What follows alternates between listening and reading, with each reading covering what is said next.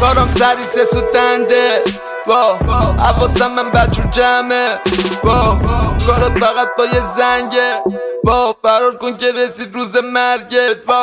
میتونی صدام کنی جادوگر همونی که رپ پول پارو کرد من تویی ولی دارو من برندم فهم تر از دارو کرد بمیدن عمر 20 ولی من اصلا تخمم نیست ترسیدن ازم کردن خیس چنگیزو کردم فرنگیس بیا گمرون بیا کنیم تفریح اینجا من و دوستان با هم میکنیم تمرین یا دیدی یکی از کلیه ها تو کندیم اینجا ما بچه های بدو میکنیم تنبیه بهمون میگفتن شهرستانی خستم از بحث دبستانی محدود بوده هر انسانی الان رپر داره هر رستانی نمیخوره رنگت به ما پرید رنگت نگاه کنی خوب میبینی درست میدونه جنگت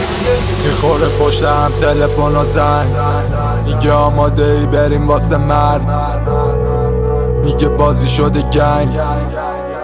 کیو کیو کیو بنگ میخوره پشت هم تلفن و زنگ میگه آماده شو بریم واسه جنگ میگه بازی شده گنگ رفقامون نمیشدم مسلح به کار با اتومات تجوری هم هستم مسلح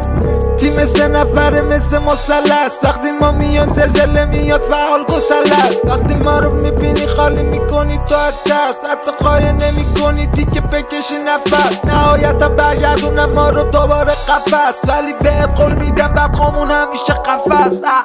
دختری حالا تو بده لوگ تو جواب بده دل تو نشون بده خودتو تکون بده اون کونه خوشگل تو جواب بده دل تو حل کنم مشکل تو جواب بده دل تو جواب بده دل تو